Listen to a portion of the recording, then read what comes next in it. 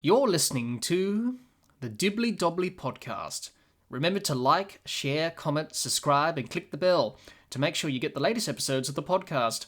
Be sure to like and share our Facebook page and follow us on Twitter and on Instagram. Hi everyone, and welcome back to another episode of the Dibbly Dobbly Podcast.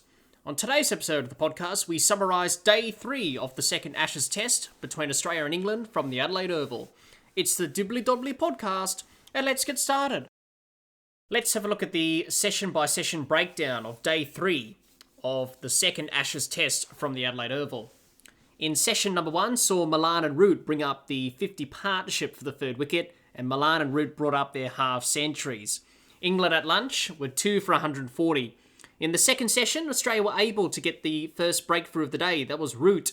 Soon after the break for 62, caught Smith bowled green. Root and Malan added 138 for the third wicket partnership. Soon after Root fell, Malan followed him back to the pavilion for 80. Caught Smith bowled Stark. Then Ollie Pope for 5. Caught Labuschagne bowled Lyon. And then Butler, the last wicket to fall before the break.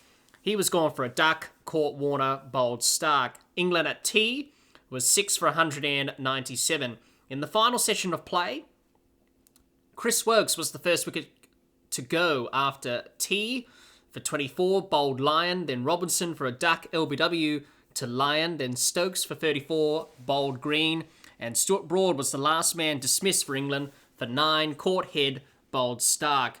England all out for 236, and Australia did not enforce the follow-on, and they decided to bat again. They lost 1 wicket before the end of play. That was David Warner, out for 13, run out by Broad. Australia at stumps are 1 for 45 with Harris on 21 not out and Michael Nesser, the night watchman, on 2 not out. That was the session-by-session breakdown of Day 3 of the second Ashes Test from the Adelaide Oval. What are my thoughts on the day? I thought it was another great day for Australia. They absolutely dominated Day 3. I thought they struggled early on in the day, Australia. Things weren't quite going their way. Malan and Root was showing some great fight and resilience and mental toughness with the bat and put on a good partnership. And England didn't lose a wicket in that first session of play on Day 3. But after the first session, Australia were able to come back strong in the second and third session. And they absolutely dominated with the ball. They were able to put pressure on England by bowling good lines and lengths and being consistent, looking to slow the scoring rate, looking to put England under pressure. And that's what they did. They weren't able to do that in the first session, but they were able to do that in session number 2 and number 3 to great effect, which saw wickets tumble because of the pressure caused by the Australian bowlers on the England batsmen. And the England batsmen, as we know with the England batting, it struggled and it crumbled under pressure. I thought Nathan Lyon and Cameron Green were superb after the dinner break. They bowled extremely well. They really started things for Australia after the dinner break, and they bowled extremely well, bowling in good partnership together. And I thought Mitchell Stark bowled extremely well and chipping in with a few wickets there. So it was definitely a dominant display from Australia with the ball today on Day 3, and were able to bowl England out for 236, and they did not choose to enforce the follow-on. They decided to bat again, which was the sensible choice. They find themselves 1 for 45 at stumps, but they have a massive lead, 282 runs in this test match. That's how much they lead by. And they'll be looking to press on and get a big lead and hopefully get out there with the ball again, look to bowl England out and win the test match. So a very dominant day for Australia. For England, it was a good effort with the bat today, especially in the first session. I thought Malan and Root once again showed great fight and resilience, just like they did at the Gabba. But the thing for England, they're the only two doing it. And they added 138 for the third wicket partnership, obviously backing up their 100-run partnership at the Gabba for the first test match. They showed it again in Adelaide. The first session, they did not lose a wicket. They were able to get through the first session unscathed. Root and Malan, they had starts. They were looking to kick on and get some centuries. But unfortunately, with Australia creating the pressure they did, especially after the dinner break, wickets started to tumble for England. Malan and Root both got out, and the rest of the batting collapsed once again for England. and they were bowled out for 236. That is the concern for England. It's no surprise that we see these batting collapses from England. They keep happening time and time again, and they did not show that mental toughness and resilience like Malan and Root did, the other batsmen for England. They just crumbled under the pressure caused by Australia's great bowling from Lyon and Green and Stark, in particular, after the dinner break. They just crumbled under the pressure. So very disappointing with England's performance with the bat.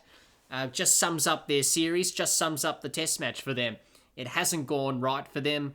And apart from Malan and Root, everyone else is not really showing that mental toughness and resilience with the bat. So it's going to be a long, tough test match for England. They're far behind in this game now. And the challenge for them is to try and get out of this game with a draw somehow, but that's going to be looking unlikely at this stage. So it's going to be a very big challenge for England to try and save this test match. But it was a disappointing day for England, but it was a great day for Australia, dominating yet again in this Ashes series.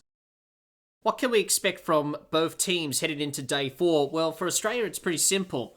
They'll be looking to get this lead to 450, 500, look to declare probably in the third session, and look to get bowling under lights with that brand new pink ball, and looking to put England under more pressure by taking early wickets in the second innings. So that will be the plan for Australia.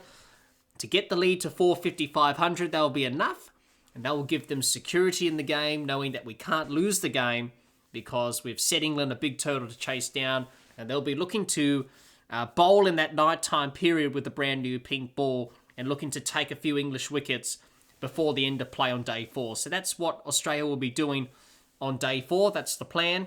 For England, the plan is to try and get Australian wickets in this second innings, obviously looking to slow Australia's scoring rate. Therefore, Australia can't really accelerate and get that big lead. So for England, they'll be trying to take some Australian wickets in the second innings, but the biggest challenge for them on day 4 is not only by taking wickets with the ball in this Australian second innings, but it's when they bat for the final time in this test match. That's going to be the big challenge for them. They've got to show some resilience and fight with the bat. They didn't show that in the first innings. Malan and Root did show that, but they weren't able to show it the rest of the batsmen. So for England, the biggest challenge for them is batting last in this test match. And that'll be the biggest challenge for them because Australia will declare at some point on day 4, and England will be probably batting under lights with a brand new pink ball. So their batsmen need to show some fight and resilience. If they don't, this could end ugly, and Australia will be on their way to winning this test match and claiming a 2-0 series lead. Well, that's all the time we have for this episode. Be sure to subscribe and click the bell to get the latest episodes of the podcast, and like and share our Facebook page, and follow us on Twitter and on Instagram. Until next time, keep safe, and bye for now.